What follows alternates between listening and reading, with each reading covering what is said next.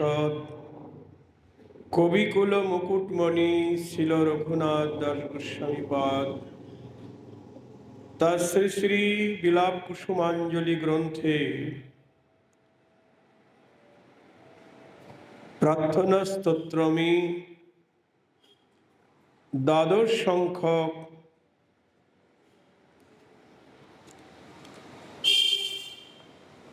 প্রার্থনায় তিনি রাধারানীর মহিমা বলছেন, তাকে বলছেন, হে কল্যাণী শ্রী রাধে, কবে তোমার অমৃত সাগরের রসতুল্য নূপুরের সিঞ্জন আমায় বাধির্য দূর করবে, অর্থাৎ কবে আমি তোমার নূপুরের ধ্বনি শুনতে পাব। জয় রাধে। রাধারানীর চরণে নূপুরের ধ্বনি শুনতে চাইছেন কে? রঘুনাথ দাস গোস্বামীপাদ। রঘুনাথ দাস গোস্বামী তার সিদ্ধ স্বরূপ হল রতি মঞ্জরি বা তুলসী মঞ্জরি। আমরা তো প্রাকৃত জগতের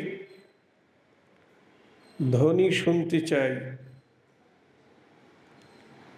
প্রাকৃত জগতের শব্দ বা ধ্বনি শুনে আমাদের আনন্দ হয়, গান বাজনা, মোবাইলের কথা। কিন্তু রঘুনাথ দাস গোস্বামী তিনি স্বরূপের আবেশে, অর্থাৎ রাধা দাসী অভিমানী, তিনি রাধারানীর চরণের নূপুরের ধ্বনি শুনতে চাইছেন। সে ধ্বনি কেমন? মানে গোবিন্দ রাধারানীর চরণের নূপুরের ধ্বনি শুনে পাগল হয়ে যায়। একবার গোবিন্দ মুরলী বাজাচ্ছেন আর রাধারানী নৃত্য করছেন। তা রাধারানী নৃত্য করতে করতে তার চরণের একটা নূপুর খুলে পড়ে গেছে। তখন গোবিন্দের মুরলীর ধ্বনি আর তেমন করে বাজছে না। তার মানে নূপুরের ধ্বনির তালে তালে ওনার মুরলীর ধ্বনি বাজছে। জয় রাধে। তখন উনি বুঝতে পারছেন আমার মুরলী আর সেরকম বাজছে না কেন। তখন তাকিয়ে দেখে গোবিন্দের চরণ, রাধারানীর চরণের নূপুর খুলে গেছে একটা। অমনি নাচতে নাচতে গিয়ে সবার অসাক্ষাতে রাধারানীর চরণের নূপুরটা তুলে পরিয়ে দিলেন। যখনই পরিয়ে দিলেন, আবার মুরলীর ধ্বনি সুন্দর মধুর তালে বাজতে লাগলো। জয় রাধে।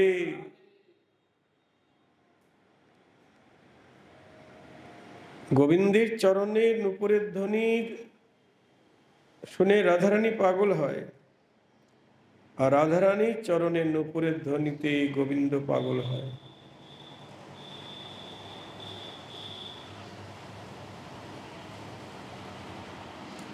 আর সেই ধ্বনি শুনবার জন্যে রাধার দাসী কেন পাগল হবে না?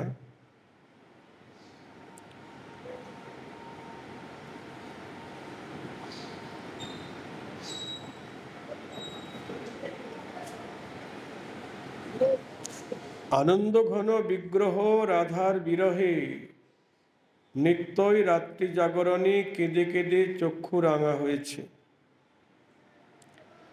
গোবিন্দ রাধারানীর অদর্শনে তিনি সারা রাত্রি জেগেছেন এবং কেঁদেছেন, রাধারানীর দর্শন পাচ্ছেন না, আর চোখ রাঙা হয়ে গেছে, লাল হয়ে গেছে। এঁকেছে, কেঁদেছেন, রাত্রি জাগরণ। সকালবেলা মা যশোমতী দেখছেন গোপালের চোখ লাল হয়ে গেছে। আরে, চোখ লাল হয়ে গেছে, বুঝতে পেরেছি ওই চোখ উঠেছে না। অমনি তাড়াতাড়ি করে বসনে হলুদ দিয়ে ওইটা ভিজিয়ে নিয়ে হলুদ দিয়ে ওই বস্ত্রখণ্ড মা চোখে লাগাচ্ছেন। জয় রাধে। কারণ মায়ের বাৎসল্য প্রেম তো, মা তো এত কিছু বোঝে না। মধুর রসের সংবাদ তো মার জানা উচিত নয়। মনে পড়ে গেল একটা লীলার কথা। মানে কৃষ্ণের মান লীলা মনে পড়ছে। একবার রাধারানী গোবিন্দকে সংকেত করলেন। আমরা জানি গোবিন্দ সংকেত করে যে আজ অমুক জায়গায় তোমার সঙ্গে আমার মিলন হবে, আজ কেশর কুণ্ডে মিলন হবে। কেশ পরশ করে সংকেত করে, গোবিন্দ রাধারানী অভিসার করে সেখানে মিলিত হয়। আজকে রাধারানী সংকেত করেছেন, সখীকে বলছেন যা বলে আয়, রাত্রেবেলায় সে যেন কেশর কুঞ্জে আসে। কেশর কুঞ্জ নয়, বকুল কুঞ্জে। বকুল কুঞ্জে তার সঙ্গে আমার মিলন হবে। তো চন্দ্রমুখী নামের সখী গিয়ে গোবিন্দকে সংবাদ দিলেন যে আজ নিশীথে বকুল কুঞ্জে তোমার সঙ্গে মিলন হবে, তুমি আসবে তো? গোবিন্দ বলছে আসবো না, আমার রাধা আমায় সংকেত করেছে, যাব না? নিশ্চয়ই যাব। তো গোবিন্দ আগে ভাগেই চলে এসেছে, রাত্রি হয়ে গেছে, অভিসার করে এসেছেন। কিন্তু এদিকে রাধারানী যখনই অভিসার করবেন, রাধারানী তো বাদিনীর ঘরে থাকে, রাত 10টার সময় যখনই অভিসার করবেন তখনই আয়ন ঘোষ বন্ধু বান্ধব নিয়ে চিৎকার করে ডাকছে, ও মা, মা। হয়ে গেল, সখীদের সঙ্গে বেরোবো এমন সময় মা বাবা বলে চিৎকার করছে আয়ন ঘোষ। জটিলার ঘুম ভেঙে গেল। কুটিলা আসলো, কি হয়েছে? এই যে আত্মীয় কুটুম্ব এসছে, এদের রান্না বাড়ার ব্যবস্থা করো। আর রাধারানীর অভিসারে যাওয়া হলো না। জটিলা এসে বলছে, বৌমা তাড়াতাড়ি রান্নাবাড়ির ব্যবস্থা করো, আত্মীয় কুটুম্ব এসে গেছে। হয়ে গেল, আর যাওয়াই হলো না সারা রাত্রি। এদিকে গোবিন্দ এসে খুঁজছে, কাঁদছে, বনে বনে খুঁজছে, ওই আমার রাধা এখনো আসলো না। সেই সংকেত করলো বকুল কুঞ্জে মিলন হবে। এদিকেতে কৃষ্ণ চলে,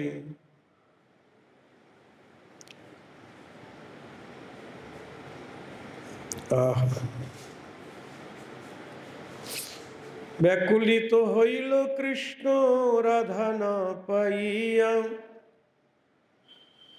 কুঞ্জে কুঞ্জে খুঁজছে কিন্তু রাধাকে পাচ্ছে না। আসছে না কেন? পথে কোনো বিপদ হলো না তো? আমার রাধার ঘর তো ভালো না, সে তো বাদিনীর ঘরে থাকে। ঠিক আছে, তার যখন আসতে বিলম্ব হচ্ছে, ভালো হইল আজি আমি কুঞ্জ সাজাইব, প্রিয়া এলে লয়ে তারে আসনে বসাবো। ভালোই হয়েছে, তার যখন আসতে দেরি হচ্ছে, আজকে নিজেই আমি বাসর সজ্জা সাজাবো।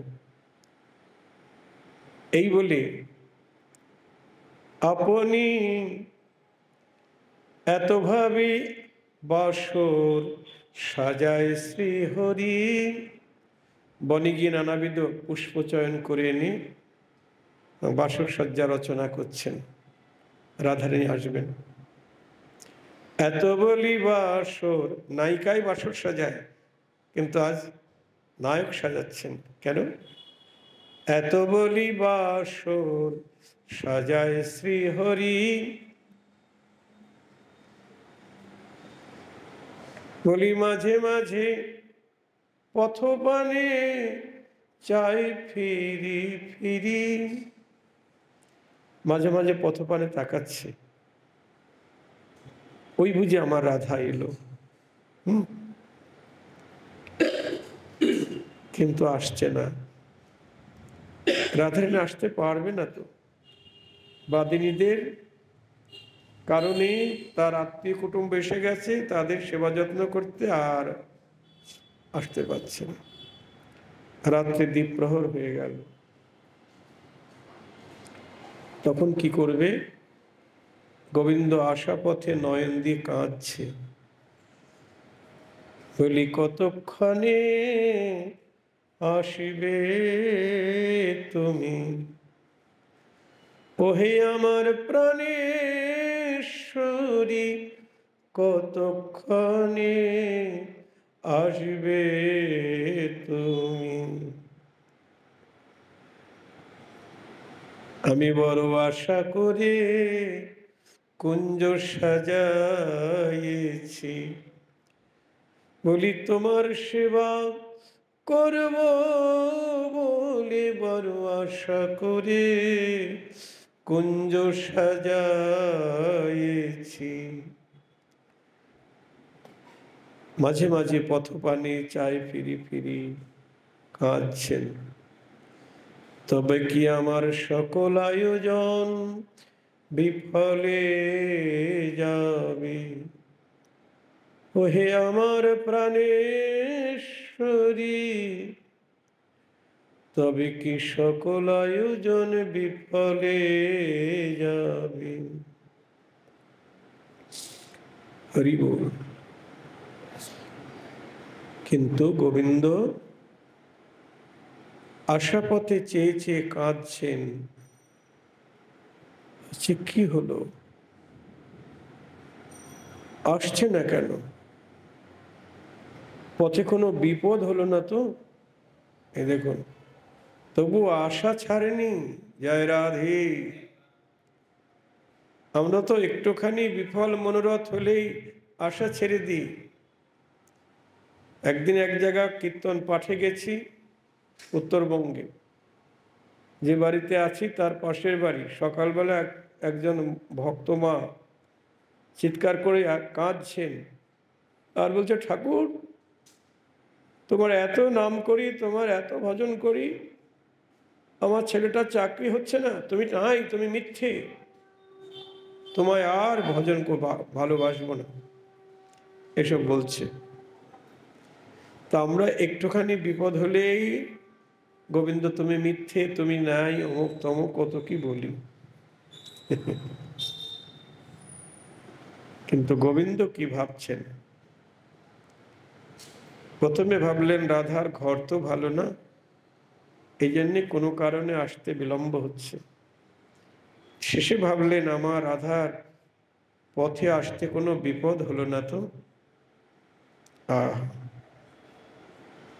যাই একটু দেখে আসি। এই বলে গোবিন্দ কি করলেন? রাধারানীকে খুঁজতে বেরোলেন। কুঞ্জ সাজিয়ে রেখে গোবিন্দ রাধারানীকে খুঁজতে বেরোলেন। যখনই গোবিন্দ রাধারানীকে খুঁজতে বেরিয়েছেন, এদিকে রাধারানী এক সখীকে দূতি করে পাঠিয়ে দিয়েছে, যা আমার তো যাওয়া হবে না, তুই দেখে আয় কুঞ্জে কি অবস্থা।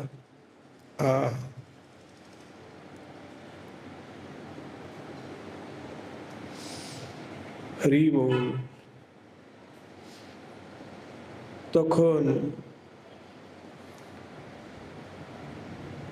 যখনই রাধারানীর সখী কুঞ্জে এসেছে, দেখে সুন্দর কুঞ্জ সাজানো। বাহ, এত সুন্দর কুঞ্জ আমরা তো কেউ আসি নাই, কে সাজালো? নিশ্চয়ই আমাদের প্রাণবল্লভ সাজিয়েছে। বাহ, এত সুন্দর কুঞ্জ সাজিয়েছে। কিন্তু সে গেল কোথায়? মনে ভাবে অন্য কোন কুঞ্জে গেছে হরি, আনয়ন করি তার অন্বেষণ করি, রাধার সখী ভাবছে মানে অন্য কোনো কুঞ্জে গেছে, যাই তাকে খুঁজে নিয়ে আসে। যখনই সখী তাকে খুঁজতে গেলেন, তখন গোবিন্দ আবার ভাবলেন এতক্ষণে হয়তো এসে গেছে। মানে বনপথ তো অনেকগুলি পথ, এদিকে রাস্তা ওদিকে রাস্তা। যখন রাধার সখী গোবিন্দকে খুঁজতে গেলেন, তখন অন্য মার্গ দিয়ে কৃষ্ণ আসলেন। কুঞ্জে এসে দেখে এখনো আসে নাই, রাধাও আসে নাই, তার সখীরাও আসলো না।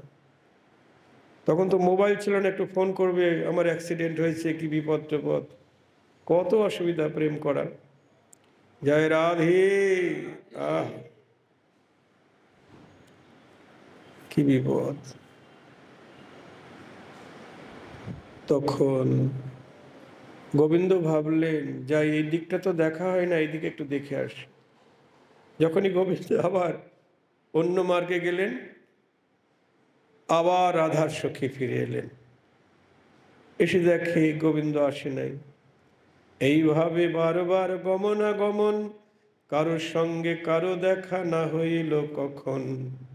দ্যুতি আসে কৃষ্ণ যায়, কৃষ্ণ আসে দ্যুতি চলে যায়, কারোর সঙ্গে দেখা হচ্ছে না। দ্যুতি যখন আবার চলে গেল কুঞ্জের থেকে গোবিন্দকে খুঁজতে, এদিকে রাত্রি শেষ হয়ে গেছে, আর ধৈর্য থাকে? তখন আমার গোবিন্দের ধৈর্য চ্যুতি ঘটল। কি করলেন? রাগ হয়ে গেল, রোষান্বিত হয়ে বলছেন,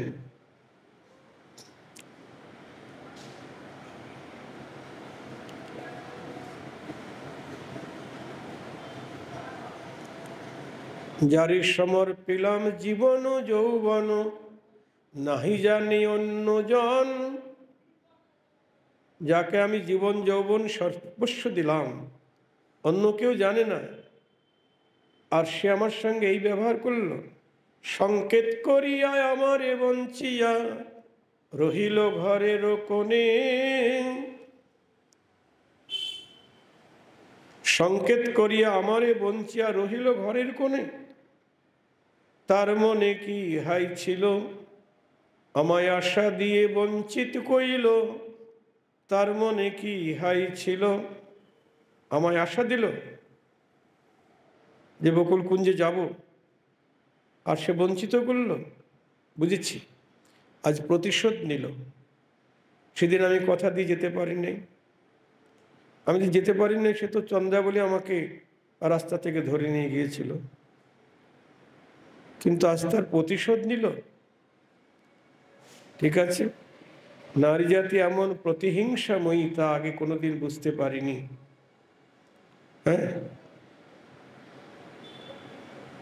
আর নাহি রব পীড়িতি নগরে, বৈরাগী হইয়া যাব, পীড়িতি বৃক্ষ সমলে উপাটি, যমুনা ভাসাইয়ে দিব। আর এই পীড়িতি নগরেই থাকবো না। পীড়িতি নগর মানে কি? বৃন্দাবন। পীড়িতি বৃক্ষকে উপরে ফেলে যমুনার জলে ভাসিয়ে দেব। জয় রাধা। এত চিন্তা করি নন্দনন্দন হরি, কুঞ্জের শয্যা ছিন্ন ভিন্ন করি। কুঞ্জে নিজে হাতে যা সাজিয়েছিল সব ছিন্ন ভিন্ন করি, মানে ক্ষুব্ধ হয়ে অমনি উঠিয়া নিজ গৃহে যায় চলি। মানে ক্ষুব্ধ হলেন, অর্থাৎ কৃষ্ণের মান হলো। আমরা রাধারানী মান করেছি কৃষ্ণের প্রতি, এটা সবাই জানি, কিন্তু কৃষ্ণ যে রাধারানীর প্রতি মান করেছে এ সংবাদ সবাই জানি না। গোবিন্দের মান হয়ে গেল কার প্রতি? রাধারানীর প্রতি। মান করে নিজের ঘরে চলে গেল। রাত্রি শেষ হয়ে গেছে, মা জাগবার আগেই গিয়ে বিছানায় শুতে হবে, এটাই নিয়ম। রাত্রিবেলায় রাসবিলাস করে রাধারানীর সঙ্গে, সখীদের সঙ্গে, কিন্তু নিশি প্রভাত হওয়ার আগেই গিয়ে আবার প্রতিদিন নন্দালয়ে গিয়ে শয়ন করে। তাই গিয়ে শয়ন করেছে। সকালবেলা মা এসে ডাকছে, গোপাল, ও গোপাল, ওঠো বাবা। গোপাল বলে, মা গো, আমি উঠিতে না পারি। কেন রে, কি হয়েছে? শরীরও অসুস্থ, মোর মাথা ঘুরা ঘুরি। মায়ের কাছে তো সবকিছু বলা যায় না। বলছে, আমার শরীর খুব খারাপ। কেন? মাথা ঘুরছে। সর্বনাশ, শরীর খারাপ, মাথা ঘুরছে, রাত্রে ঘুম হয় নাই। আচ্ছা ঠিক আছে, যাচ্ছি আমি এখনই, মহারাজের কাছে যাচ্ছি, তোর বাবার কাছে যাচ্ছি, এখনই ওঝাবদ্য আনার ব্যবস্থা করছি। কৃষ্ণ ভাবছে, সর্বনাশ, যদি ওঝাবদ্য এসে আমার গোপন ব্যাধির কথাটা বলে দেয়, বাবা মাও জানলে তো মুশকিল না। এই ব্যাধি তো সবার জানা উচিত নয়। তো কৌশল করে বলছে, মা, আমি ওঝা দেখিয়েছি, বৌদ্ধ দেখিয়েছি। আচ্ছা, তো বৌদ্ধ কি বলল? বৌদ্ধে হাত দেখাইনু, ব্যবস্থা সে দিল, অগ্নিপক্ষ দ্রব্য খেতে নিষেধ করিল। বৌদ্ধকে দেখালাম হাত, তো বৌদ্ধ বলল, অগ্নিপক্ষ দ্রব্য খেও না। অগ্নিপক্ষ মানে আগুনে জাল দেওয়া জিনিস খাবে না। তার মানে কি? মানে রান্না করতে গেলে তো হলুদ দিতে হয়, তাই না? তরকারিতে হলুদ দিতে হয় না? মানে রাধারানীর প্রতি মান করেছে গোবিন্দ, ওই হলুদ বর্ণই দেখবে না। জয় রাধে, হলুদ রংটাই দেখবে না। তাই বলছে অগ্নিপক্ষ দ্রব্য খেতে নিষেধ করলো। আচ্ছা, এখানে প্রশ্ন হতে পারে, তাহলে দুধ তো খেতে পারে, জাল দেওয়া দুধ? না, দুধও বেশি জাল দিলে খাঁটি দুধ হলুদ বর্ণ হয়ে যায়। জয় রাধে। অগ্নিপক্ষ দ্রব্য খেতে নিষেধ করিল। তার মানে রাধারানীর প্রতি এমন কঠিন মান করেছে গোবিন্দ।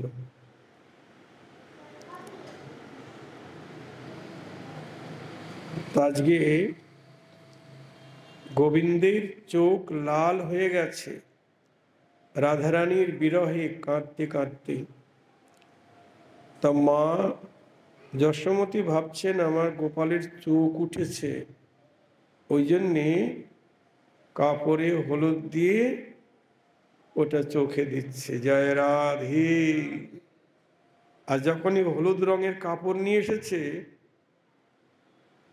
তখন আরো রাধারানীর কথা মনে পড়ে যাচ্ছে। জয় রাধে।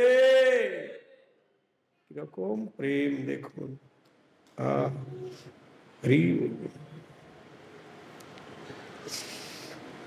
আমার একটা ভক্ত ছেলে কোথায় গ্যাংটক না কোথায় গিয়েছিল, তো ওখান থেকে একটা হলুদ রঙের চটি নিয়ে এসেছে, হলুদ বর্ণের চটি।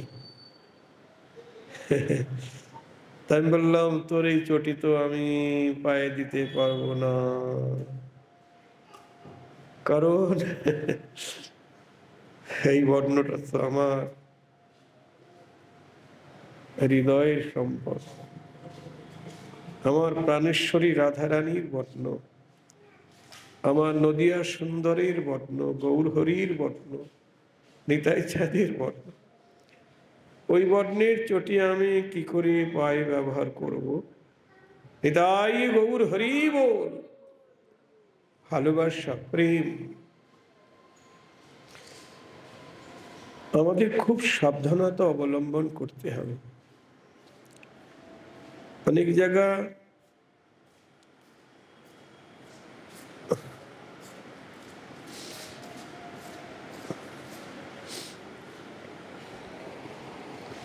তাই গোবিন্দের যখনই হলুদ রঙের বসন এনে মা যশোমতী তার চোখে দিতে এসছে, তখন রাধারানীর কথা আরো বেশি মনে পড়ে গেছে। রাধারানীর বর্ণ গৌর বর্ণ, হলুদ বর্ণ দেখেই আরো উদ্দীপন। তবু রাধারানীর অনুরাগের অনুরূপ হলো না। তাই রাধার প্রতি অনুরাগের অনুরূপ হলো না। তাই রাধার ভাবকান্তি অঙ্গীকার করে অনুরূপ অনুরাগ প্রকাশ করলেন। বৃন্দাবনে থেকে রাধারানীর মতো অনুরাগ গোবিন্দ পেলেন না।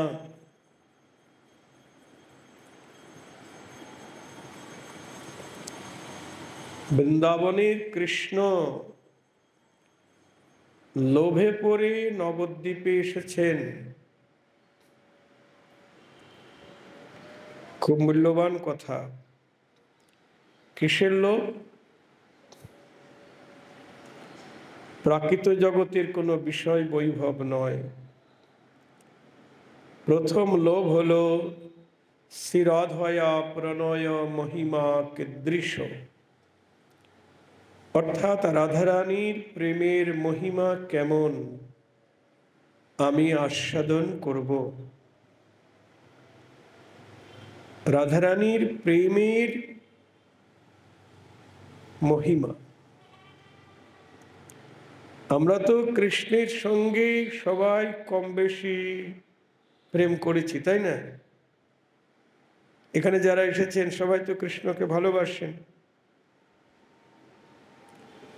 কিন্তু আমরা কতটুকু কৃষ্ণকে ভালোবাসি? কৃষ্ণ বলছেন যে যথামাং প্রপদ্যন্তে স্তাং তথৈব ভজম্যহম। গীতায় বলছেন যে জৈছে ভজে কৃষ্ণে কৃষ্ণ ভজে তৈছে। আমাকে যে যেমন ভাবে ভালোবাসে আমি তাকে সেরূপ ভাবে ভালোবাসি। কিন্তু সে প্রতিজ্ঞা ভঙ্গ হইল গোপীর ভজনে, যে কারণে ঋণী কৃষ্ণ গোপীদের শনে। সখী, তোদের কাছে যতই তার কথা বলছি ততই তার পীড়িতির ফাঁদে আরো আটকে যাচ্ছি। জয় রাধে। এটাই তো নিয়ম। আপনি যত কৃষ্ণের গুণকীর্তন করবেন তার পীড়িতির ফাঁদে আরো বেশি করে আটকে যাবেন। জয় রাধে। কিভাবে সে আমার সঙ্গে ব্যবহার করে জানিস? আমি হার নহি না, বুকে বুকে মুখে চোখে লাগি থাকে, তবু সে প্রিয় হারায়। বুকে বুকে মুখে মুখে চোখে লাগি থাকে, তবু সে প্রিয় হারায়। আমার বুকের সঙ্গে বুক মেশায়, মুখের সঙ্গে মুখ মেশায়, চোখের সঙ্গে চোখ মেশায়, তবু মনে করে আমার রাধাকে আমি হারিয়ে ফেললাম।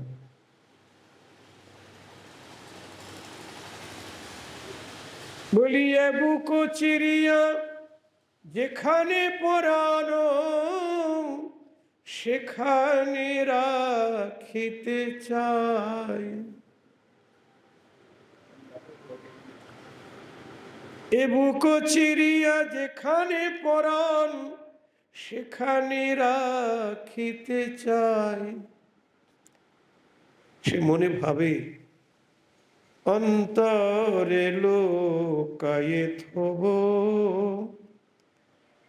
আমার রাধাকে বাইরে আর রাখব না গো।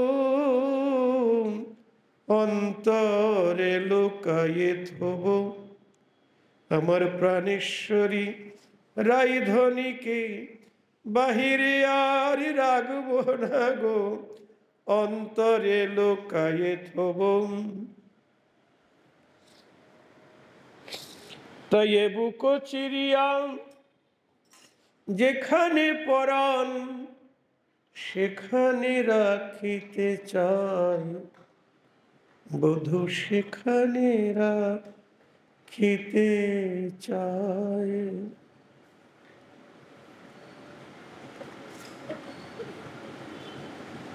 কিন্তু তাই নয়, আমি হার নহি তবু গলায় পরয়ে, আমি চন্দন নহি তবু মাখে গায়। মানে হারের মতো করে আমায় গলায় পরে, চন্দনের মতো করে আমায় গায়ে মাখে। আমি চন্দন নহি তবু মাখে গায়, অনেক যতনে রতন পাইয়া, থুইতে ঠায় না পায়, থুইতে ঠায় না পায়। যেন অনেক যতনে রত্ন পেয়েছে। কি কথা! আমায় হারের মতো করে গলায় পরে, চন্দনের মতো করে গায়ে মাখে, যেন অনেক যতনে রত্ন পেয়েছে, থইতে ঠাঁই না পায়, কোথায় থবে ভেবে পায় না। যেমন একজন ভিখারি লটারিতে 1 কোটি টাকা পেয়েছে, তার অবস্থা কি হবে? তার তো একটা ভিক্ষার ঝোলা ছাড়া আর কিছু নাই। কোথায় রাখবে 1 কোটি টাকা? আমার গোবিন্দ অনেক যতনে রতন পেয়েছেন, থইতে ঠাঁই না পায়। এই যে রাধা তত্ত্ব, এই প্রাকৃত জগতের কোনো বিশ্ব সুন্দরীর সঙ্গে রাধারানীর তুলনা হবে না।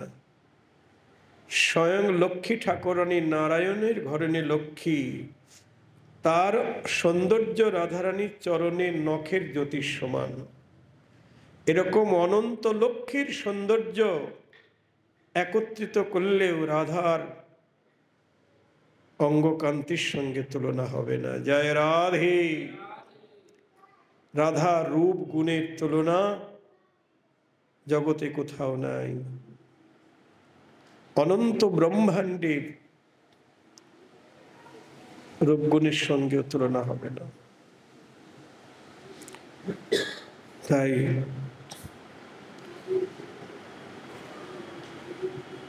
আরো কি করে জানিস?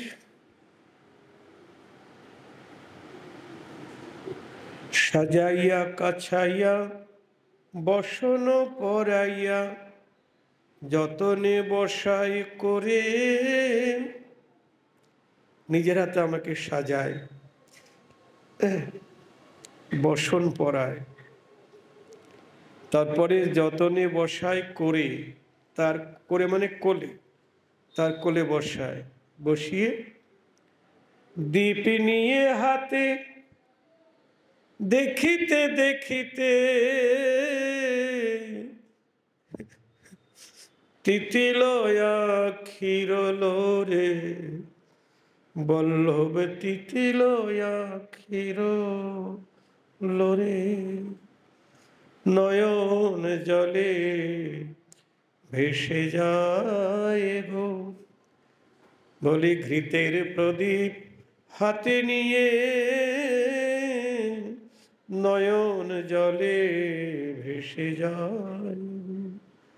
ঘৃতের প্রদীপ হাতে নিয়ে আমার চাঁদ বদন দেখতে দেখতে, ঘৃতের প্রদীপ হাতে নিয়ে নয়ন জলে ভেসে যায় গো।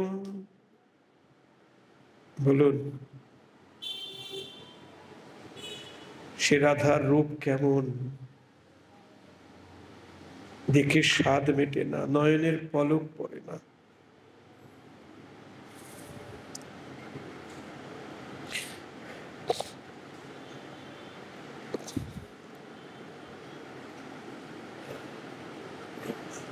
আপন করিতে তাম্বুল সাজিয়ে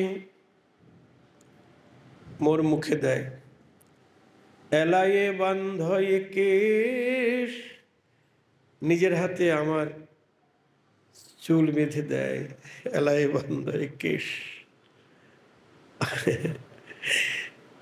আবার নিজের হাতে তাম্বুল রচনা করে আমার মুখের ভিতর দেয়। বলুন, জগতে কত লক্ষ লক্ষ পতিব্রতা রমণী যার চরণে যেচে সেধে দাসী হতে চায়। দ্বারকায় 16,000 মহিষী, কারো জন্যে গোবিন্দ এত ব্যাকুল নয়, কিন্তু রাধারানীর জন্যে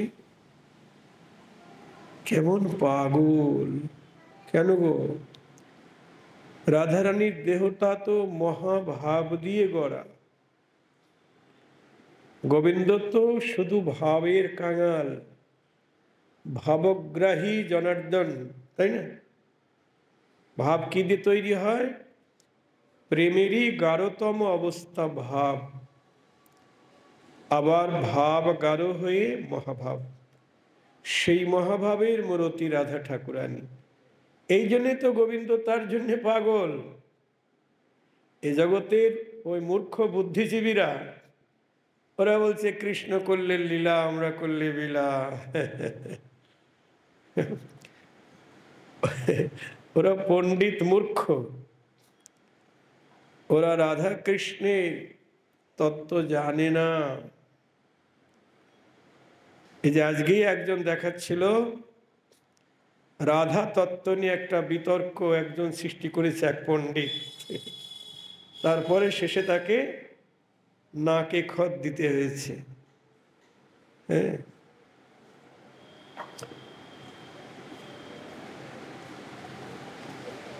আমাদের বৈষ্ণব পদাবলিতে বলছেন, যদি গৌরাঙ্গ না হইত কেমনে হইত, কেমনে ধরিতাম দে। রাধার মহিমা প্রেম রস সীমা,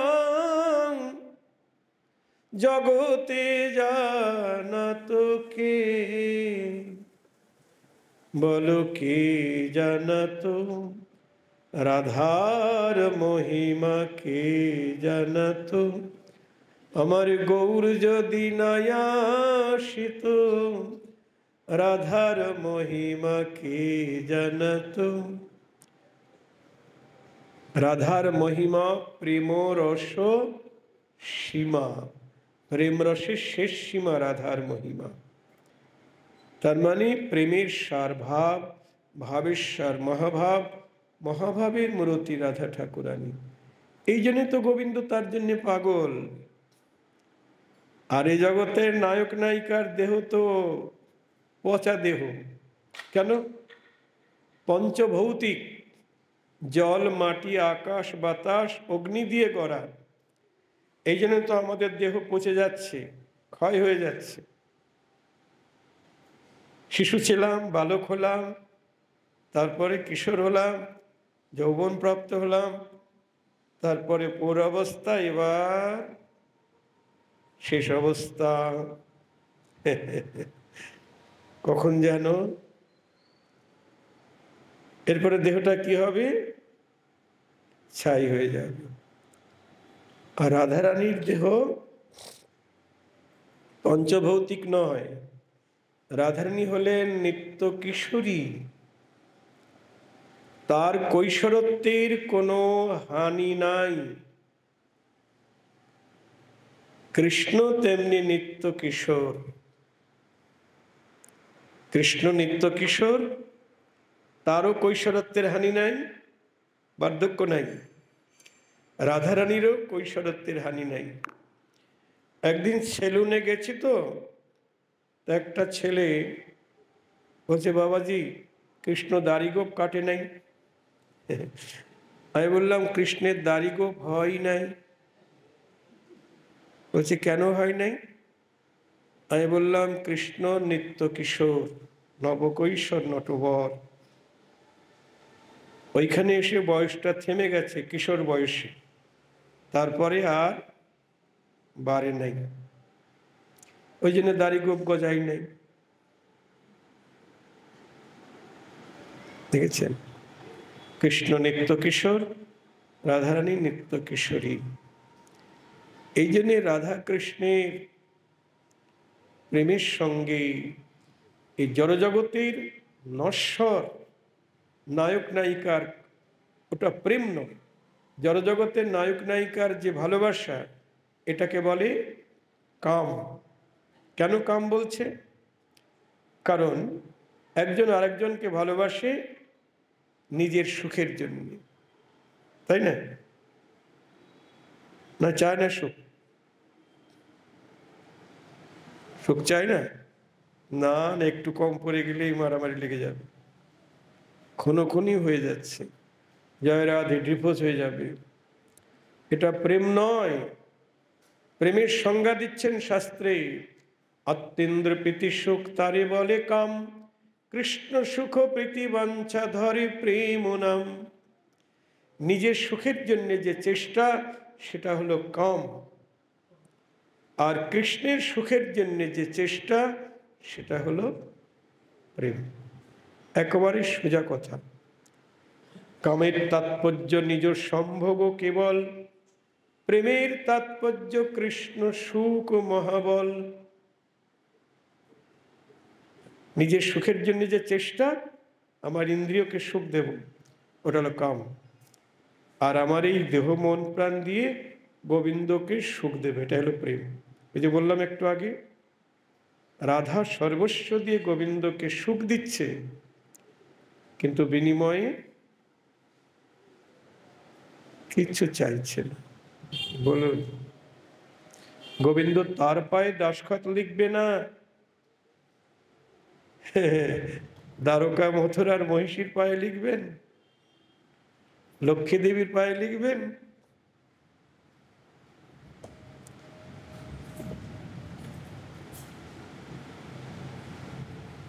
আমি পরিপিতবাস, আমি যে রাধিকার দাস, ইহাতে সন্দেহ যার, কোটি কল্পকাল আমারে ভজিলে বিফল জনম তার।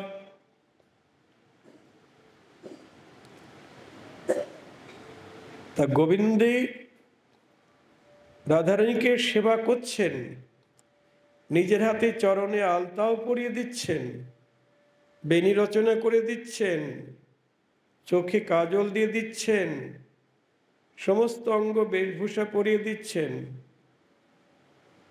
ভাবছেন রাধারানী আমার এত সেবা করে, আমি একটু সেবা করি। রাধারানীর চরণে আলতাও পরিয়ে দিচ্ছেন। তাহলে এখানে আমাদের মনে প্রশ্ন জাগতে পারে, মায়েরা বলতে পারেন, তাহলে রাধারানীর আত্মসুখ আছে না? কি গোবিন্দ যখন তার চরণে আলতা পরিয়ে দিচ্ছে, তখন না করছে না কেন? তাহলে আত্মসুখ আছে? আছে না? না না না না। তাহলে বাধা দিচ্ছে না কেন, না করছে না কেন? যদি না করে, নিষেধ করে, তাহলে গোবিন্দ কষ্ট পাবে। তাকে কষ্ট দেওয়া তো রাধারানীর উদ্দেশ্য নয়। সে যদি সুখ পায়, আমাকে আলতা পরিয়ে, আমাকে সাজিয়ে যদি সে সুখ পায়, পাক, আমি তো তার সুখে সুখী। আর এই দেহটা তো আমার নয়, এই দেহটা তো তার। কি? তার সম্পত্তি তো। হ্যাঁ, তো তার সম্পত্তি তিল তুলসী দিয়া সমর্পণ করে নহিয়া, জনমের মতুরাঙ্গা পায়। রাধারানী সখীদের কাছে বলছেন, আমি ওই চরণে সব দিয়েছি, তিল তুলসী দিয়ে, হা গোবিন্দ তোমার হলাম বলি, তিল তুলসী দিয়ে ওই চরণে সব দিয়েছি। এ দেহ তো আমার নয়, এ দেহ তার। তার সম্পত্তি সে যেভাবে ব্যবহার করি, সুখ পায়, আনন্দ পায়, পাক, আমি কেন না করব? জয় রাধে।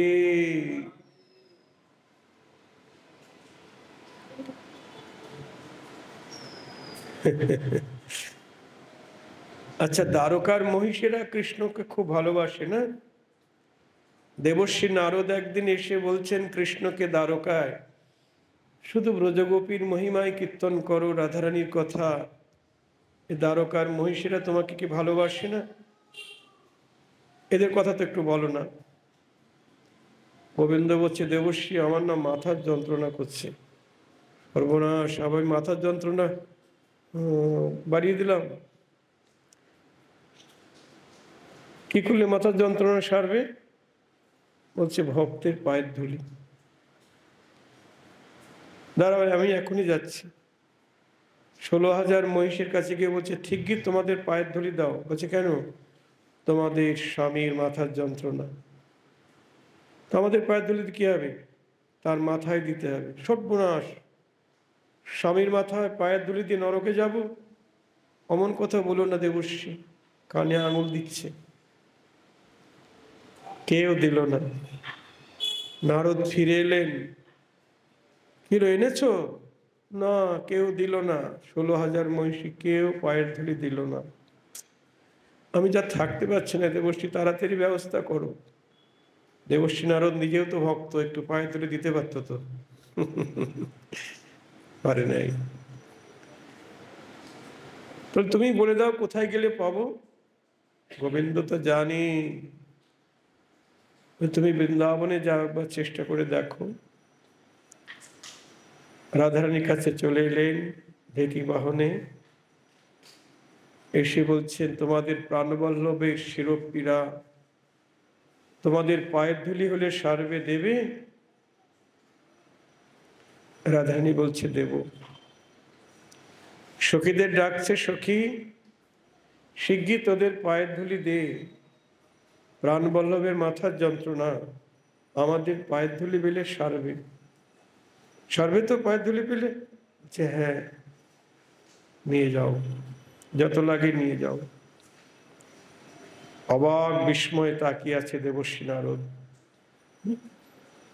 বলছে, গোপী তোমাদের নরকের ভয় নেই, পাপের ভয় নেই, গোবিন্দের মাথায় পায়ের ধুলি দিচ্ছ?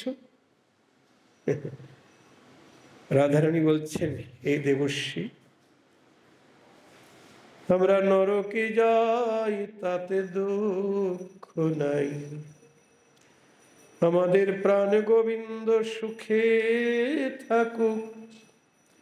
আমরা নরকে যাই তাতে দুঃখ নাই, আমরা গোবিন্দ সুখে, সদাই সুখে। আমরা নরকে যাই তাতে দুঃখ নাই। দেবর্ষী তাড়াতাড়ি নিয়ে যাও। তাহলে গোবিন্দকে দিতে তারা কিছু বাকি রেখেছে? বলুন, কিছুই বাকি রাখে নাই, সর্বস্ব দিয়ে দিয়েছে।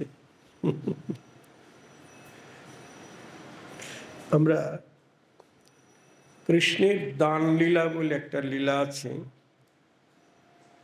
গোবিন্দ রাজপথে দাঁড়িয়ে দানি সেজে দাঁড়িয়ে আছে। রাধারানী দধি দুগ্ধ ঘৃতকলের পসরা নিয়ে মথুরার হাটে বিক্রি কিনতে যাচ্ছে। গোবিন্দ বলছে, কোথায় যাচ্ছ? তোমাদের মাথায় এগুলি কি? এখানে নামাও, আমি দেখব। রাধারানী বলছে, তুমি কোথাকার কে হে, দেখবে? দধি দুগ্ধ ঘৃত বলে পসরায় আমার, কে তুমি তোমার বলে উলাবো পসার। এই বহুমূল্যের ধন, তুমি কোথাকার কে? বা আমার চেনো না? ঘাটেরও ঘাটোয়াল আমি, পথে মহাদানী, আজু দান দিতে হবে শোনো বিনোদিনী। আমি ঘাটের মাঝি, পথে দানি। এই পথটা আমি কংস রাজার কাছে লিজ নিয়েছি। ওই জন্য এখান দিয়ে যেতে গেলে দান দিয়ে যেতে হবে। ওই যে রোড ট্যাক্স নেয় না, ইংরেজিতে বলে রোড ট্যাক্স, তাই না? আমরা যে শহরে থাকি, রাস্তা দিয়ে চলি, এর জন্য রোড ট্যাক্স দিতে হয়। তো এই পথে যেতে গেলে দান না দিলে যেতে দেব না। এই বলে দুটি বাহু প্রসারিত করে এগিয়ে এসেছেন। এই খবরদার, গায়ে হাত দিও না, দূরে থাকো।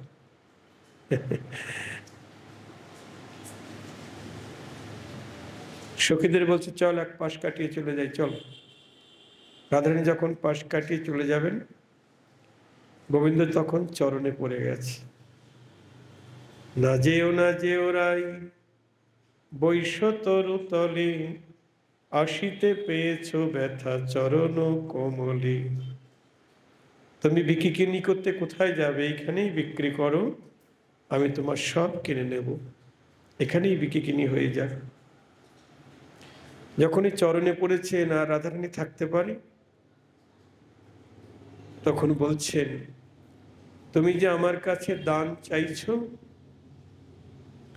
আমি তোমাকে কি দান করব বলো? আমার কি আছে তাই তোমায় দান করব।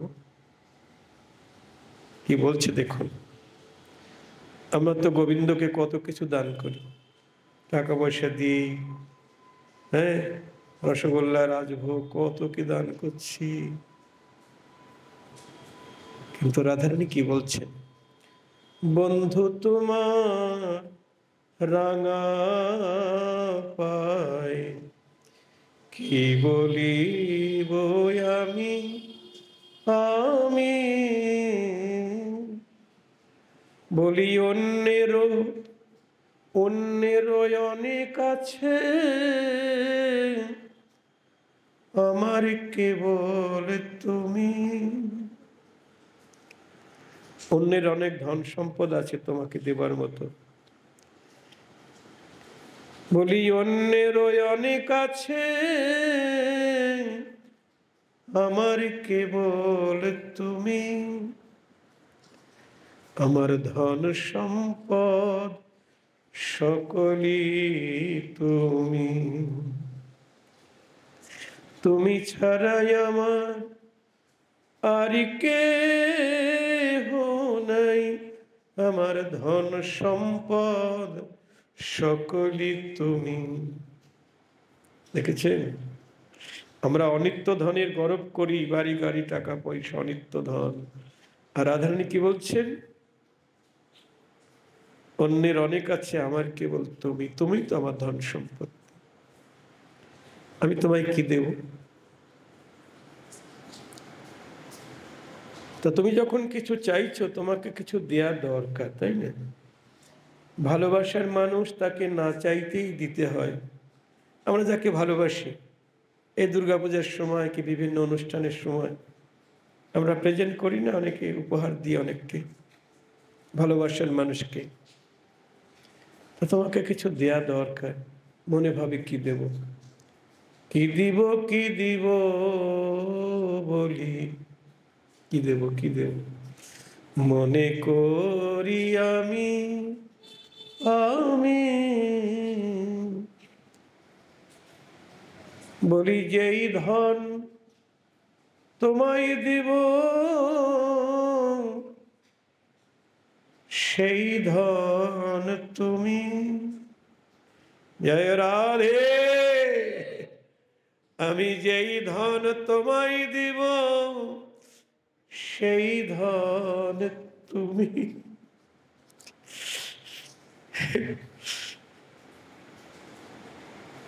যদি কিছু দিতে হয় তোমাকেই তোমায় দিতে হয়, আমার তো অন্য কোনো ধন সম্পদ নাই, তাই তোমায় দেব।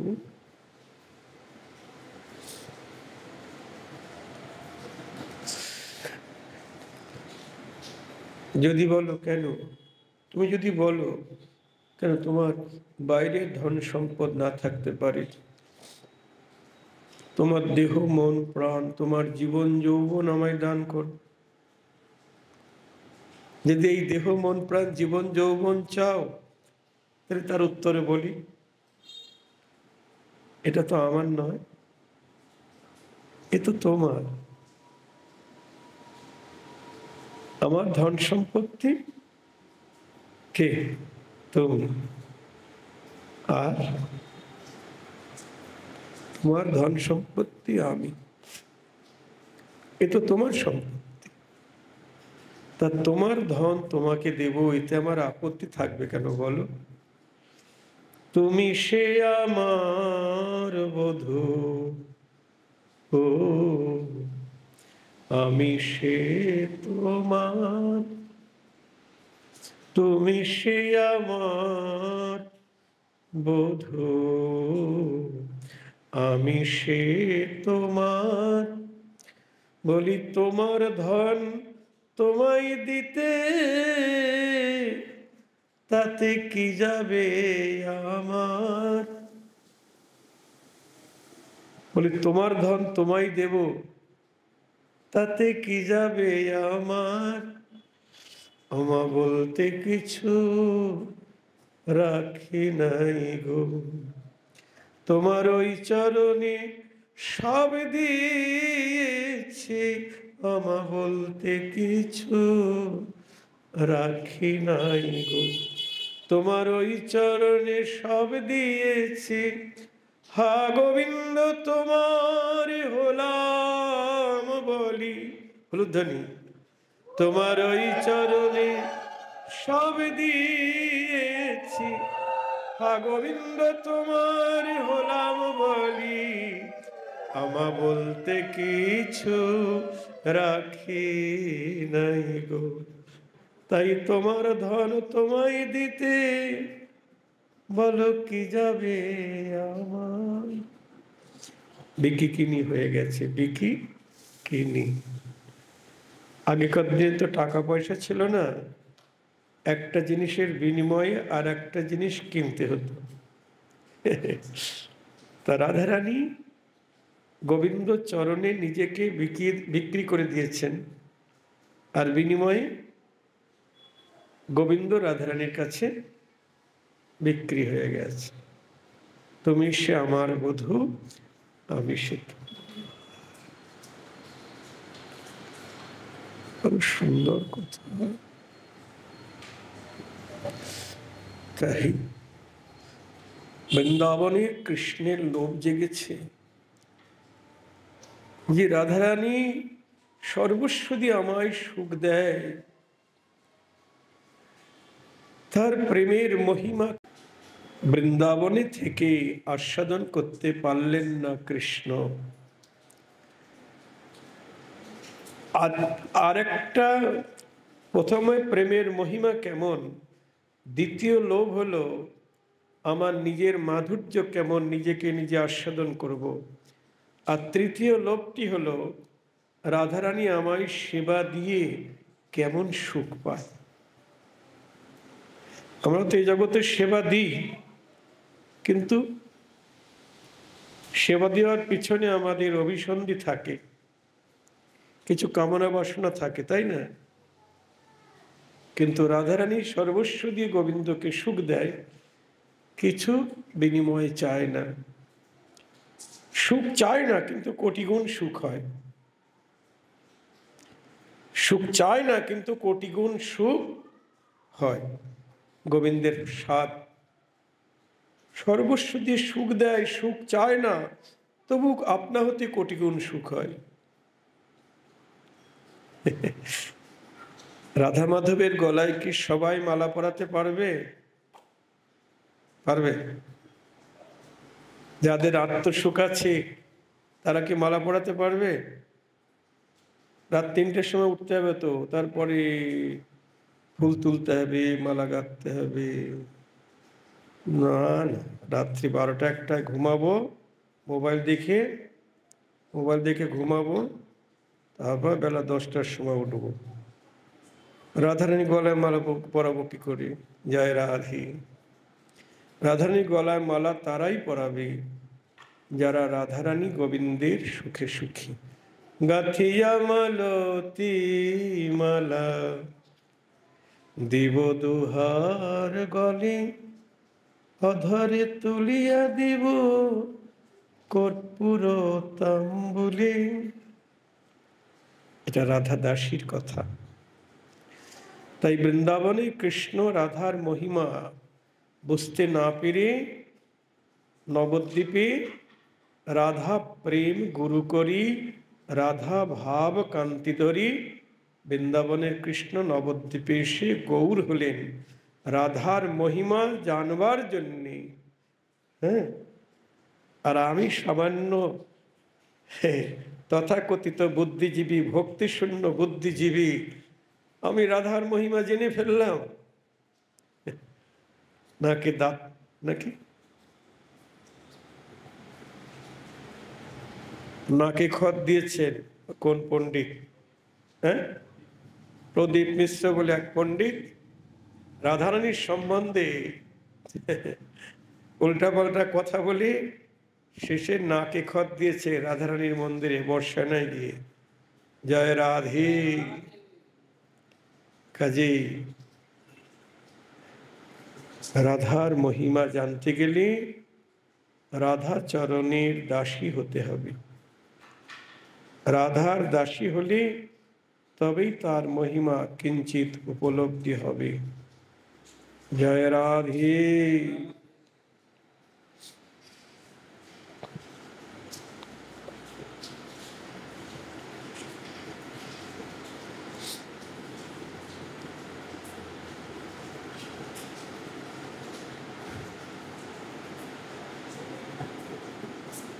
কবি জয়দেব গীত গোবিন্দ রচনা করতে গিয়ে শেষে তার মনে এসেছে যে গোবিন্দ রাধারানীকে বলছেন, হে রাধে, দেহি পদ পল্লব মুদারম, যদি তোমার চরণে অপরাধ করে থাকি তাহলে তোমার চরণ যুগল আমার মাথায় দিয়ে আমায় শাস্তি দাও, তোমার চরণ আমার মাথায় দিয়ে শাস্তি দাও। দেহি পদ পল্লব মুদারম, গীত গোবিন্দ সব লিখেছেন, ওই কথাটা মনেও এসেছে, কিন্তু ভাবলেন গোবিন্দ একজন রমণীর চরণ নিজের মাথায় দিতে বলবেন না, লিখতে পারলেন না। প্রতিদিন স্নান করতে যায়, হ্যাঁ, অজয় নদীতে, তা স্নান করে আসতে অনেক দেরি হয়ে যায়। তার পত্নী পদ্মাবতী দরজা গেট আটকে দেয়। তা সেদিনও স্নান করতে চলে গেলেন। গোবিন্দ ভাবলেন, জয়দেব তুমি লিখতে পারলে না, তাহলে আমাকে নিজে হাতেই লিখতে হবে, হ্যাঁ, শূন্যস্থান পূর্ণ আমাকেই করতে হবে, তাই হোক। তখন গোবিন্দ জয়দেবের অনুপস্থিতিতে জয়দেবের রূপ ধারণ করলেন। ধারণ করি ডাকছেন পদ্মা, একদম জয়দেবের কণ্ঠস্বরী, নাহলে তো পদ্মা দরজা খুলবে না। পদ্মা দরজা খোলো, আমি এসে গেছি। পদ্মা ভাবছেন স্বামী তো এত তাড়াতাড়ি আসে না, বারবার ডাকছেন, পদ্মা দরজা খোলো না, আমি এসেছি। বারবার ডাকছেন, দরজা খুলে দিলেন। এ কি তুমি স্নান না করে ঘরে ফিরলে? আবার স্নান না করে ঘরে ফিরছেন, ওই অবস্থায় গেছেন, নাহলে তো ধরা পড়ে যাবে। স্নান না করে ঘরে ফিরলে? হচ্ছে না, মানে ওই গীত গোবিন্দের অসম্পূর্ণ শ্লোকটি হঠাৎ মনে পড়ে গেল, তো তাই ভাবলাম স্নান করে আস্তে আস্তে যদি আবার ভুলে যাই, এই জন্যে আজকে আমি বাড়িতেই স্নান করব। হ্যাঁ, তুমি তাড়াতাড়ি আমাকে একটু স্নান করিয়ে দাও তো পদ্মা। ভক্ত পদ্মাবতীর হাতে স্বামী স্নান করবেন। স্বামীর সুখেই সুখী পদ্মা স্বামীকে স্নান করিয়ে দিলেন, শুষ্ক বসন দিলেন, বলে গীত গোবিন্দ নিয়ে এসো। গীত গোবিন্দ এনে দিলেন। নিজের হাতে স্বর্ণাক্ষরে বাঁকা হাতে বাঁকা অক্ষরে লিখে দিলেন, দেহি পদ পল্লব মুদারম। বললো আমার গীত গোবিন্দ সম্পূর্ণ হলো। পদ্মা, তোমার রান্না হয়েছে? বলছে হ্যাঁ, রান্না হয়ে গেছে। তাড়াতাড়ি ভোগ রেডি করো, প্রস্তুত করো। নিজের হাতে নিজের ভোগ দিলেন। গোবিন্দ নিজের হাতে নিজের ভোগ লাগালেন। তারপর প্রসাদ পেতে বসবে। প্রসাদ পেতে বসলেন। বলেন, পদ্মা তুমি আমাকে একটু খাইয়ে দাও না আজকে, আমার খুব ইচ্ছা তোমার হাতে আমি ভোজন করব। জয় রাধে। পদ্মা ভাবছেন, স্বামীর আজকে আবার এ কি নতুন নতুন ইচ্ছা জাগছে, হ্যাঁ, আমার হাতে ভোজন করবি। ঠিক আছে, তোমার ইচ্ছাই আমার ইচ্ছা। আসমন দিলেন, তারপর শয্যা রচনা করে দিলেন, স্বামী শয়ন করলেন, নিজে হাতে স্বামীর পদসেবা করলেন। স্বামী আদেশ দিলেন, যাও পদ্মা, প্রসাদ পেয়ে নাও। পদ্মা প্রসাদ পেতে বসেছেন, এমন সময় আসল জয়দেব স্নান করে ঘরে ফিরছে। দরজা ধাক্কা দিচ্ছেন, পদ্মা, ডাকছেন উচ্চস্বরে, পদ্মা দরজা খোলো, আমি এসে গেছি। পদ্মা চমকে উঠলেন, এ কি স্বামীর কণ্ঠস্বর? আমি না স্বামীকে খাইয়ে দিয়ে পদসেবা করে আসলাম, আবার স্বামী বাইরে থেকে ডাকছেন, পদ্মা দরজা খোলো, আমি এসে গেছি। স্বামীরই তো কণ্ঠস্বর। না না, আমি বুঝতে পারছি না কিছু। হাতে মুখে প্রসাদ, পদ্মা গিয়ে দরজা খুলে দিলেন, ভয়ে ভীত। দরজা খুলে দেখে স্বামী স্নান করে ঘরে ফিরছে। হতবাক হয়ে গেলেন পদ্মা, কোনো বাক স্ফুরণ হচ্ছে না।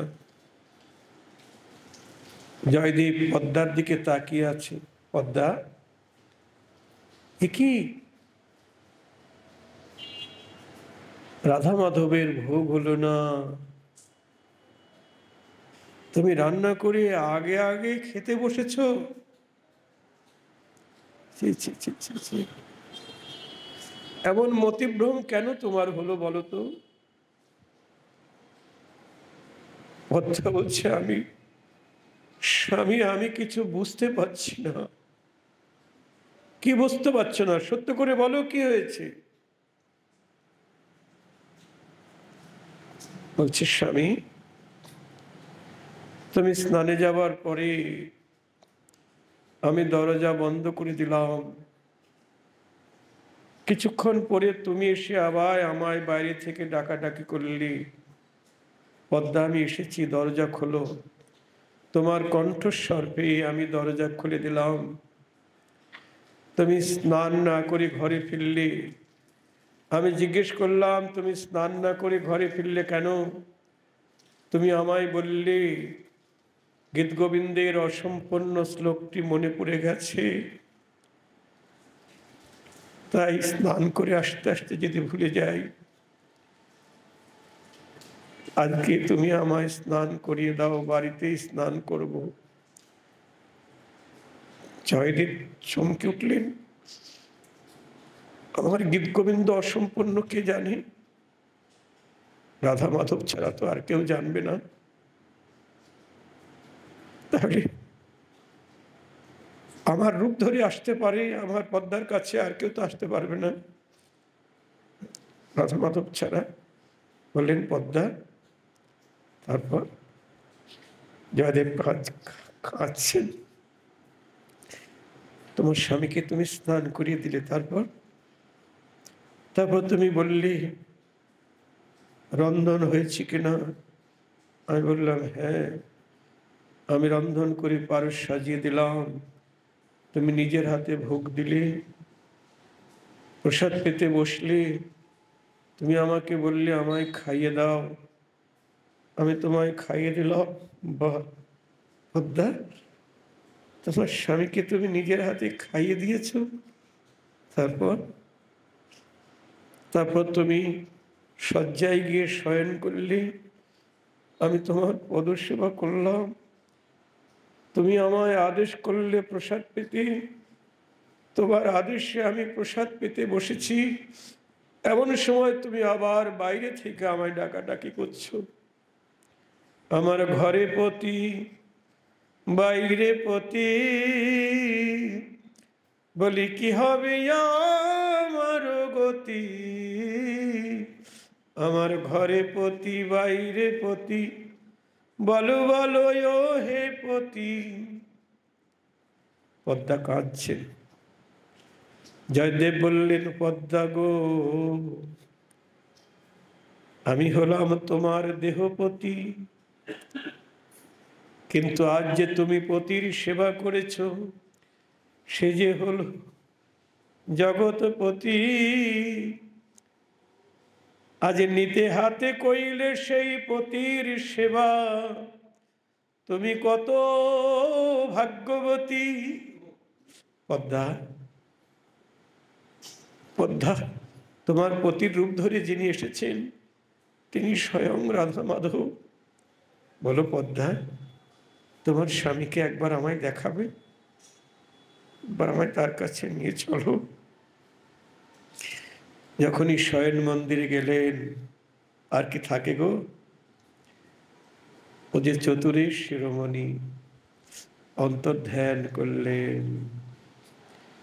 জয়দেব তখন ব্যাকুল হয়ে কাঁদতে লাগলেন, বলে পদ্মা, তুমি মহাভাগ্যবতী, তাই দেখা পেলে, সেবা করলে জগৎপতি। দাও তোমার অধরামৃত আমায় দাও, আমি প্রসাদ পেয়ে ধন্য হই। এই যে পদ্মাবতী, জয়দেব পত্নী তো আর কেউ নন, ইনি জগন্নাথের দেবদাসী। পদ্মাবতীর মাতা পিতা নিঃসন্তান ছিলেন, সন্তান হয় না। সেক্ষেত্রে সেই জগন্নাথের কাছে কামনা করলেন, আমাদের একটা সন্তান দাও, সেই সন্তান হলে তোমাকেই তোমার সেবাই দান করব। একটা কন্যারত্ন জন্ম নিল, তাকে যৌবন বয়সে জগন্নাথের চরণে সঁপে দিলেন যে তোমার দাসীকে তুমি গ্রহণ করো। তখন জগন্নাথের প্রত্যাদেশ হলো, আমি গ্রহণ করলাম তোমার কন্যাকে, তোমরা এবার তোমাদের কন্যাকে, আমার দাসীকে কবি জয়দেবের করে সমর্পণ করো। আমার ভক্ত কবি জয়দেব, তার হাতে সমর্পণ করো। তখন তারা সব জগন্নাথের কথা বললেন, জগন্নাথের আদেশ হয়েছে, তুমি একে পত্নী রূপে গ্রহণ করো। তাই জয়দেব পদ্মাকে নিজের পত্নী রূপে গ্রহণ করলেন। না হলে জগন্নাথ তার সেবা গ্রহণ করবেন কেন গো? জয় রাধে। তাই কবি জয়দেব লিখতে পারলেন না,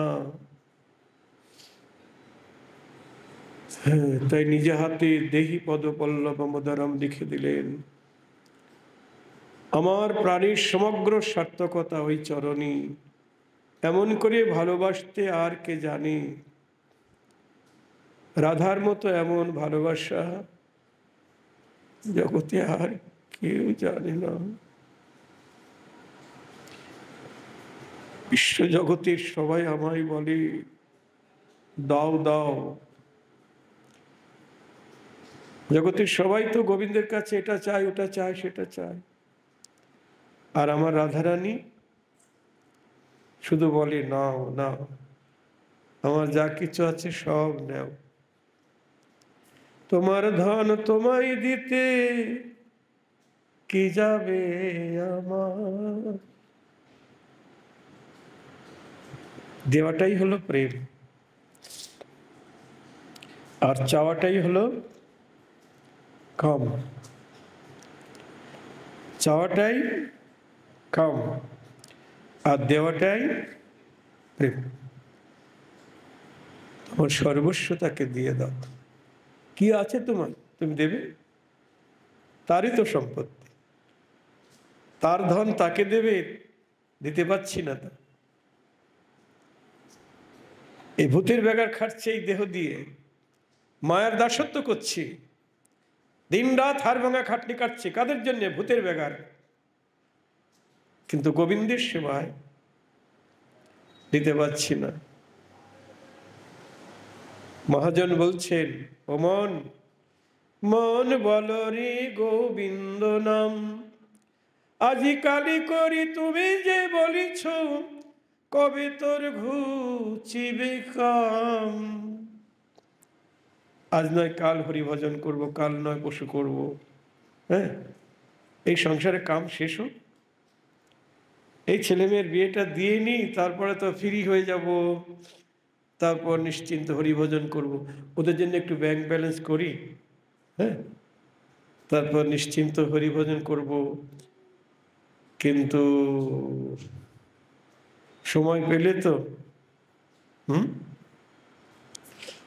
সংসারের কামটা, কালকের কাজটা আজকে করে রাখলে ভালো হয় না? ঠিক তো?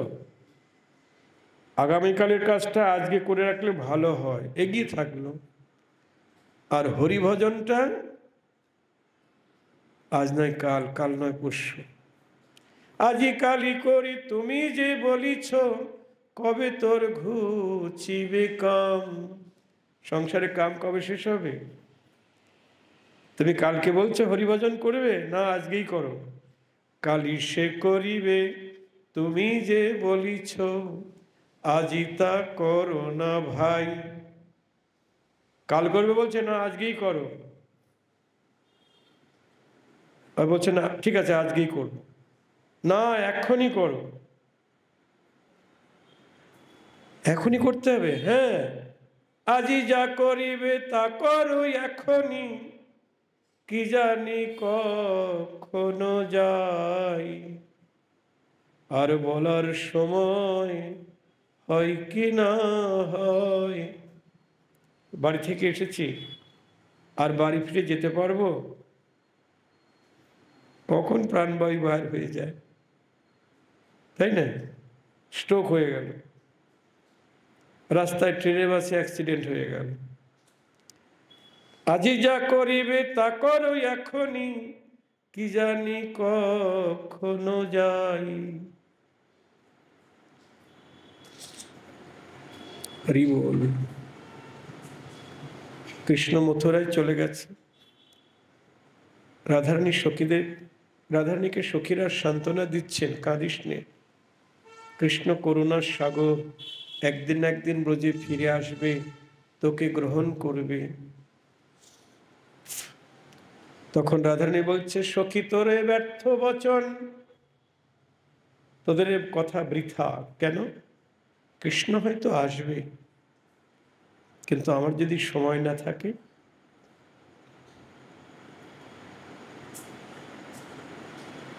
এখনই যদি আমার প্রাণবায়ুটা বার হয়ে যায়, ভাগ্যে দর্শন তো মিলবে না রে। যদি প্রাণ পাখি উড়ে পালায়, ভাগ্যে দর্শন তো মিলবে না রে। যদি প্রাণ পাখি উড়ে পালায়, এই দেহ পিঞ্জর ফাঁকি দিয়ে, ভাগ্যে দর্শন তো মিলবে না রে। কি কথা বলছেন! আমরা ভজন আজ নয় কাল, কাল নয় পরশু এসব বলছি, তা রাধারানী নিজে আচরণ করে শিক্ষা দিচ্ছেন। চোখের দেখাটাও হবে না যদি এখনই প্রাণবায়ু বার হয়ে যায়। আচ্ছা ঠিক আছে, তোদের কথা আমি মেনে নিলাম, আমি নয় বেঁচেই থাকলাম, কিন্তু এমন সময় বধূ আসলো, সে সময় আমার সময় নাই। মানে শতেক বৎসর পর্যন্ত জীবের জীবন অন্ত, এই কথা কহ না বিচারি, তার মধ্যে নারীর যৌবন ধন, যাতে কৃষ্ণ করে মন। যৌবন দিন দুই চারি। একজন মানুষ কতদিন বাঁচে? খুব জোর 100 বছর। তো 100 বছর তার গোবিন্দ সেবায় লাগে না? ছোটবেলায় ধুলা খেলায় যায়, আর বৃদ্ধ বয়স তো তখন তো মাজার যন্ত্রণা, দাঁতের কনকন, স্মৃতিশক্তি হারিয়ে যায়, তখনও হয় না। মাঝখানের যে সময়টা, নারীরও যৌবন ধন, যাতে কৃষ্ণ করে মন, সেই যৌবন দিন দুই চারি। জীবন থাকিলে বধুয়া পাইব, যৌবন মিলানো ভার। জীবনে যদি বেঁচে থাকি হয়তো কৃষ্ণকে পাবো, কিন্তু যৌবন মিলানো ভার, বলি গেলে যৌবন আর পাব না। আমি কি দিয়ে তার সেবা করিব, গেলে যৌবন আর পাব না। কি দিয়ে তার সেবা করিব, আমার বল্লভ যাহা ভালোবাসে, কি দিয়ে তার সেবা করিব, গেলে যৌবন আর পাব না। যৌবন যদি ফুরিয়ে যায় তার সেবা করব কি করে? এ আমার কথাই ধরুন, কিছুই পারি না করতে। আমি গোবিন্দের সেবা করব কি? এখন আমার সেবা করবার জন্য লোক দরকার, দাস দাসী দরকার। জয় রাধে। আমার জন্য সেবক দরকার। আমি একা একা কোথাও যেতে পারি না, আমি কিচ্ছু করতে পারি না, আমি পঙ্গু, আমি অকর্মণ্য।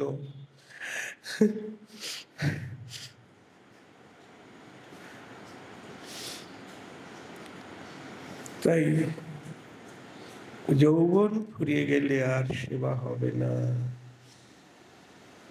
আর দেরি নয়, এক মুহূর্ত দেরি নয়।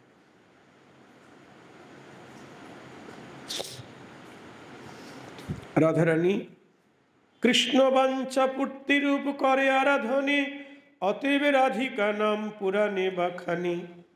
নিকুঞ্জ গৃহের অধীশ্বরী একটা লীলার কথা বলছেন। মানে রাধারানী নিকুঞ্জ মন্দিরে অধীশ্বরী, শ্যাম ক্ষুধার্ত, প্রচুর আস্বাদন দিচ্ছেন রাধারানী। ক্ষুধার্ত কি একে মিষ্টি সামগ্রী খাওয়াচ্ছেন রাধারানী? না, মহাভাবের সেবা করছেন, প্রেম সেবা। জয় রাধে। প্রেম সেবা দিচ্ছেন, যেন রাজবাড়িতে কাঙাল ভোজনে বসেছেন। জয় রাধে। রাধারানীর মন্দির হলো রাজবাড়ি, আর কাঙালকে শ্যাম সুন্দর রাজবাড়িতে কাঙাল ভোজনে বসেছেন, আর রাজরানী সেই কাঙালকে সেবা দিচ্ছেন। আহা, শ্যাম রাধারানীর নিকট তেমনি। শ্রীপাদ বলছেন তুমি তারই কল্যাণ বিধান করো। এই জন্য রাধারানীকে বলছেন কল্যাণী। জগতের কল্যাণ করে কে? কৃষ্ণ, গোবিন্দ, তাই না? আর কেউ কল্যাণ করতে পারে না। কৃষ্ণ চরণে ভক্তি লাভ হলেই কল্যাণ বা মঙ্গল। কল্যাণ মানে মঙ্গল। মঙ্গলচণ্ডী মঙ্গল করতে পারবে না। মঙ্গলচণ্ডী দেহের মঙ্গল করতে পারবে, ব্যাধি সারিয়ে দিতে পারবে। হ্যাঁ গো, আপনার ব্যবসায় উন্নতি করে দিতে পারবে, চাকরি পাই দিতে পারবে, এসব মঙ্গল করতে পারবে, সংসারের মঙ্গল করতে পারবে, কিন্তু আত্মার মঙ্গল করতে পারবে না। মঙ্গলচণ্ডী ভবতারিণী, বিপত্তারিণী। আত্মার মঙ্গল একমাত্র কৃষ্ণ চরণে ভক্তি লাভ হলেই মঙ্গল। জয় রাধে। তাই কৃষ্ণই জগতের মঙ্গল করেন, আর সেই কৃষ্ণের মঙ্গল করেন, কল্যাণ করেন কে? কৃষ্ণের মঙ্গল করে কে গো? রাধারানী। কৃষ্ণের কল্যাণ করেন বলেই রাধারানী কল্যাণী। আমরা দেখে সুখী হই। শ্যামের বাসনা পূর্তিকালে তোমার মুখরিত নূপুরের রসের ঝঙ্কারে কবে আমার বাধির্য দূর হবে। তুমি যখন শ্যামের বাসনা পূর্ণ করবে তখন তোমার চরণের নূপুরের যে ঝংকার আমার কর্ণে বাজবে, আর আমার জীবন ধন্য হয়ে যাবে। শ্যামরস আস্বাদনে নূপুর বাজবে, নূপুরের সিঞ্জন সোজাসুজি আসবে না, তার আস্বাদনের ভেতর দিয়ে আসবে। সে ধ্বনি প্রাণে এতই লালসা জেগেছে যে উহা ছাড়া শ্রবণ অপর কোনো শব্দ গ্রহণ করতে ইচ্ছুক নয়। আমার কর্ণ তোমার চরণে নূপুরের ধ্বনি ছাড়া আর কিছু শুনতে চায় না। একটি মধুর লীলা স্ফূর্তিতে এই শ্লোক রাস হচ্ছে, লীলা স্ফুরণ হয়েছে। হ্যাঁ, সাধক আবেশে এই মঞ্জরি স্বরূপে নৃত্যে মুরলীর তানের সঙ্গে সঙ্গে, একটু আগে বলেছি আপনাদের কাছে, নৃত্য করছেন রাধারানী, আর নৃত্যের তালে তালে আমার গোবিন্দের মুরলীর ধ্বনি বাজছে। বংশী সুরের মধুরতা ছাপিয়ে নূপুরের গমক উঠিতেছে। মানে রাধারানীর চরণের নূপুরের ধ্বনি বংশীর ধ্বনিকে চাপা দিয়ে দিয়েছে। জয় রাধে। মুরলীর ধ্বনি রসের সম্রাট, তার মাধুর্য বাড়াচ্ছে নূপুরের ধ্বনি। শ্যামের মুরলীর ধ্বনির মাধুর্য বাড়িয়ে দিচ্ছে রাধারানীর চরণের নূপুরের ধ্বনি। বলুন সে কেমন ধ্বনি! আহা, মুরলী বদনী আর নূপুর চরণে। চরণে থেকেই বদনের মুরলীর কলধ্বনিকে মধুরতর করছে।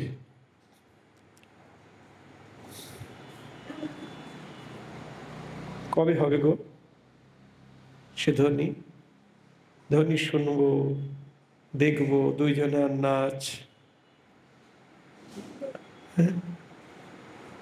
রাধা দাসী না হলে তো দেখা যাবে না, শোনাও যাবে না। এখানে বসেই শোনা যাবে, এখানে বসেই দেখা যাবে। যদি